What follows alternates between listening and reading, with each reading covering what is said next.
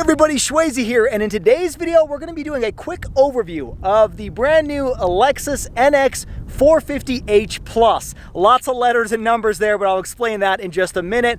We're going to talk about the exterior, interior, and then I'm going to talk about all of the features and specs that you should know about. So without further ado, let's get started. Now before we get started, I do want to give a huge thank you to the Rocky Mountain Automotive Press for giving us the opportunity to review all of these vehicles. Now unfortunately I didn't get all of the vehicles in today's event on camera, but this was an awesome event, and I'm going to put their information down below so you guys can reach out to them if you have any questions. And also a huge thank you to the manufacturers and press vehicles that were out at today's event for giving us the opportunity to sit behind the wheel and really test drive these vehicles. Okay, so what in the world is this vehicle? Well, you guys are probably familiar with the Lexus NX. This is actually the second generation of the vehicle, and my personal thoughts is I'm really happy with the design changes that they implemented on this second generation. I mean, the first generation I thought looked really good, but I think it was a little awkward in some proportions. This one, I really like this body line. I like how they kind of smoothed out some of the abnormalities, in my opinion, of the previous generation. This one just kind of takes it to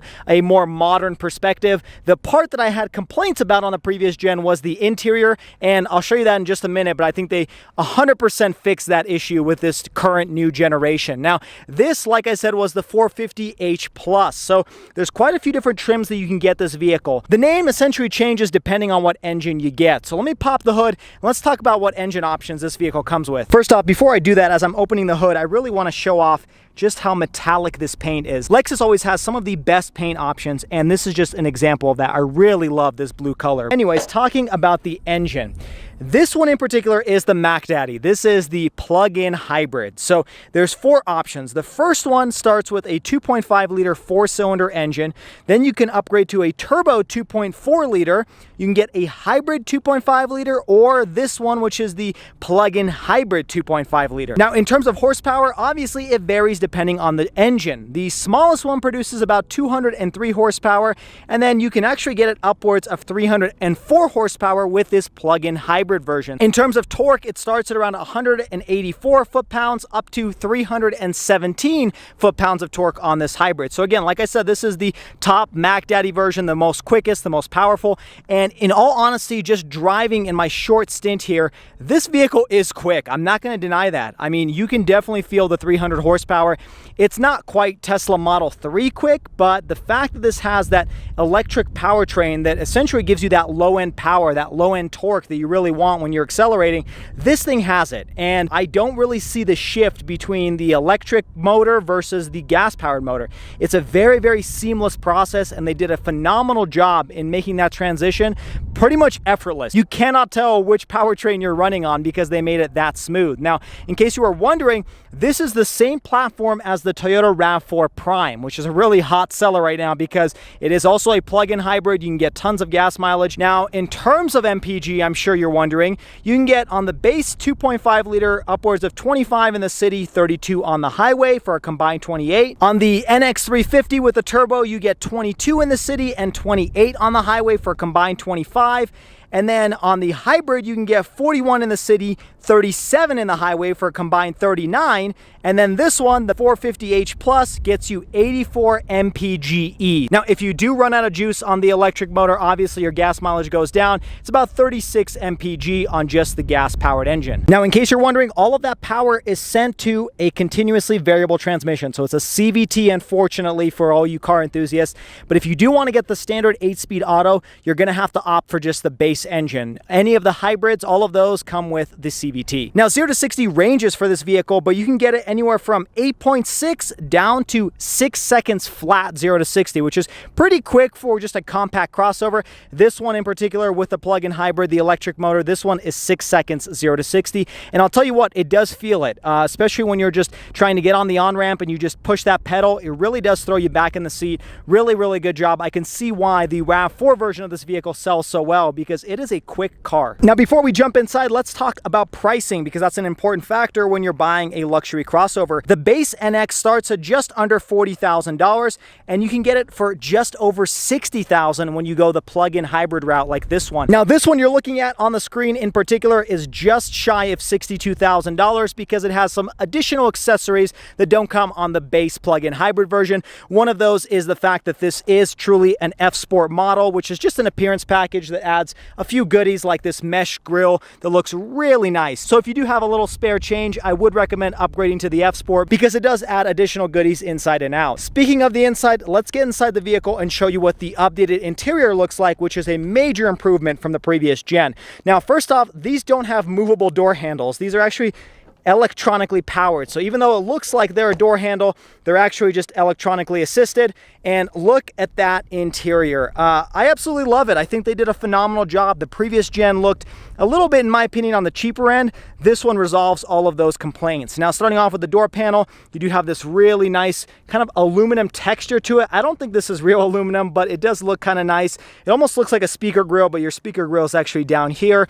I really like this red leather. I believe this is what comes with the F-Sport. You do have soft touch materials all throughout. This is an injection molded plastic, but it is on the softer side. It's not super soft, but it is softer. You do have memory seats and then just your window switches. Now, this is your electronic door opener. So you push this to open it. Now, in case of an emergency, if the battery dies, you can open it by pulling on this lever as well. Now, coming over to the seats, they are the F-Sport design seats. You've seen this on other vehicles. You have F-Sport written on the back or embossed in the back, which looks really nice.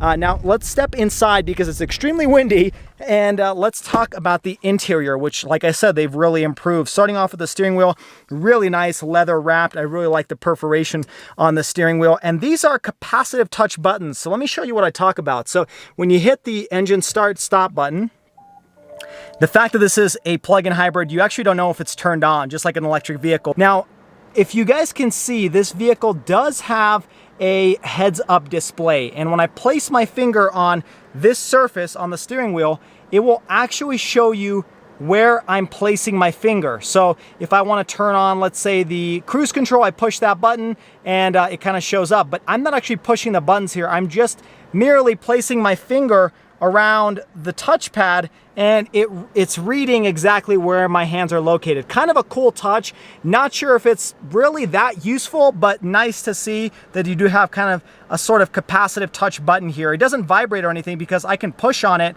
and it'll actually push. And see, I turned on the voice activation by accident. But it does have those functionality, but unless you look at the head-up display, you won't actually know what these buttons mean. So kind of a little bit odd. You know, these can be your phone settings, but then you can alternate through different menus for your music. And this side is primarily your cruise control, though you can shuffle through some other items as well. Now, you do have some really nice paddle shifters. I believe this is an F-Sport option. They're really nice, really thick feeling, kind of have a good feel to it. This does have a digital display. Now, this is, I believe, just a 7-inch, according to Lexus.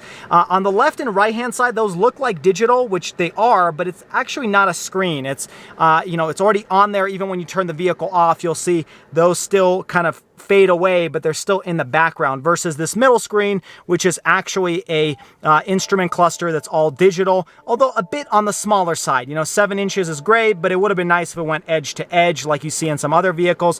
Like you saw, you do have a head-up display, and then this is the creme de la creme. This is actually a 14-inch screen, and I gotta say, it is fantastic. Really nice, easy to use, you know, all the different functions here. They got rid of the touchpad that you would see in previous Lexuses, and you know, super simple to use, super intuitive. You push the buttons, the climate control slides up from the bottom.